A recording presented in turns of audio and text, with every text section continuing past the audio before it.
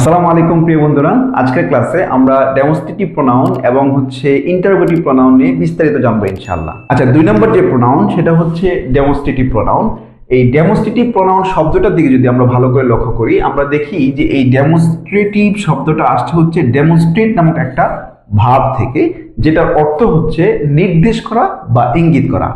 অর্থাৎ demonstrative pronoun হচ্ছে সেই প্রোনাউন যে প্রোনাউন দিয়ে কোনো নাউনকে বা অন্য কোনো প্রোনাউনকে নির্দেশ করা হয় বা ইঙ্গিত করা হয়, সেটাই হচ্ছে ডেমনস্ট্রেটিভ প্রোনাউন। তো ডেমনস্ট্রেটিভ প্রোনাউন হচ্ছে মাত্র দুইটা, একটা হচ্ছে এই যে দিস এবং আরেকটা হচ্ছে দে।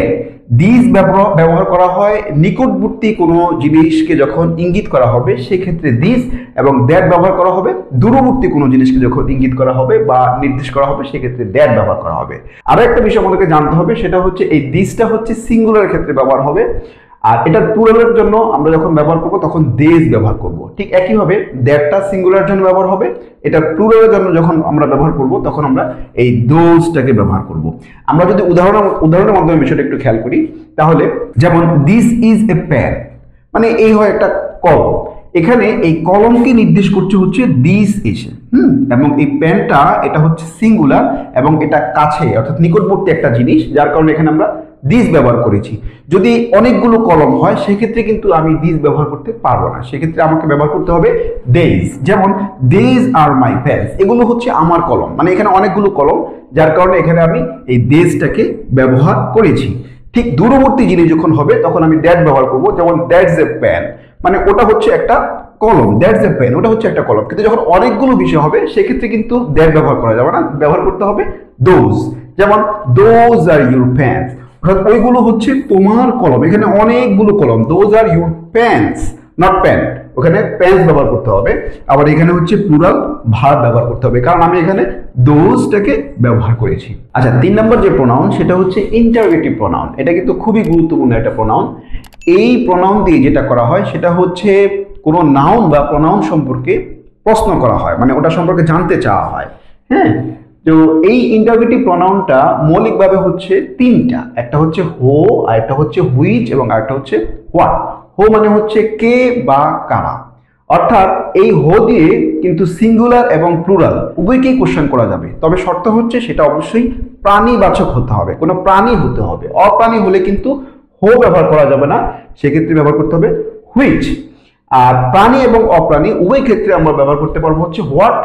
আচ্ছা, এখন এই হো সম্পর্কে আরেকটু জেনে নেই, সেটা হচ্ছে যখন সিঙ্গুলার হবে তখনও হো ব্যবহার করতে পারবো, প্লুরাল যখন তখনও হো ব্যবহার করতে পারবো। যেমন এখানে আমি এই দুটো বাক্য লিখেছি, যেমন হু ওয়াজ গোয়িং, কে যাইতেছিল। এখানে এই হো দ্বারা সিঙ্গুলারকে মেনশন করা হচ্ছে, যার কারণে এখানে কিন্তু আমরা ভার্ব সিঙ্গুলার ব্যবহার করেছি। আর যখন হচ্ছে আমরা প্লুরাল ব্যবহার করব তখন এই হোটাকে ব্যবহার করব, কিন্তু তারপরে ভার্বটা আনবো হচ্ছে প্লুরাল। যেমন হু ওয়ার গোয়িং, মানে কারা যাইতেছিল। ঠিক আছে।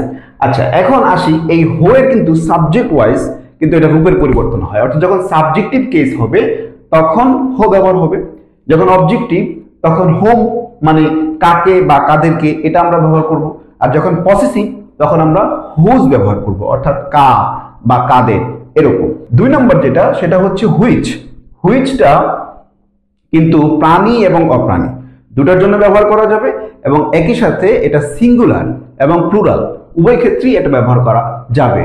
আমরা দুটো উদাহরণ দেখি, যেমন which of the book is your favourite. এই হুইচ দ্বারা কিন্তু সিঙ্গুলার বোঝাচ্ছে, যার কারণে এখানে যে হুইচ অফ দ্য বুক মানে একটা বই, মানে কিন্তু কোন বইটি তোমার সবচেয়ে প্রিয়। আবার এই হুইচ দ্বারা যখন হচ্ছে আমরা প্লুরালকে কোশ্চেন করব, যেমন হুইচ অফ দিস কার্স, হ্যাঁ দিস কার্স, এই গাড়িগুলোর মধ্যে কোন গাড়িটি তুমি সবচেয়ে বেশি পছন্দ করো।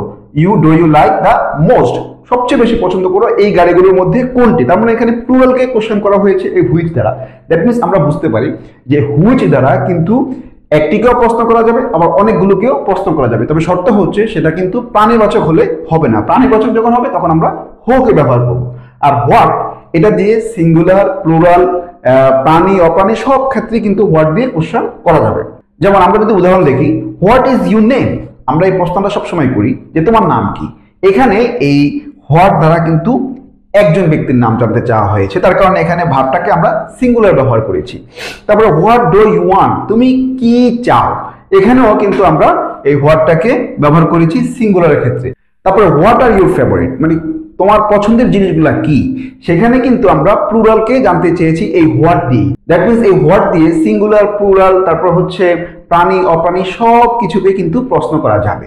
আচ্ছা, সর্বশেষ যে বিষয় যেটা নিয়ে হচ্ছে আমাদের কনফিউশনটা ক্লিয়ার থাকা দরকার, সেটা হচ্ছে এই যে হু, হুইচ, হোয়াট, এগুলো তো ইন্টারোগেটিভ প্রোনাউন, এটা তো আমি ক্লিয়ার, কিন্তু এগুলো প্রোনাউন কিভাবে হলো, তাই তো?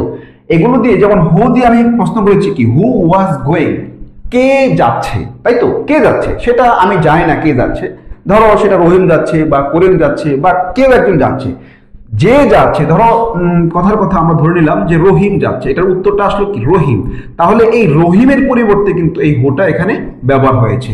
দ্যাট মিনস আমি যদি এই হোটাকে বাদ দিয়ে এখানে লিখি যে রহিম ওয়াজ গোয়িং, তাহলে কিন্তু আমার অ্যান্সারটা হয়ে যাচ্ছে। তার মানে এই রহিমের পরিবর্তে হোটা এখানে ব্যবহৃত হয়েছে। ঠিক একইভাবে প্রত্যেকটা সেন্টেন্সের মধ্যে খেয়াল করো, which of the book is your favourite, তো তোমার কোন বইটা সবচেয়ে পছন্দের বা প্রিয়?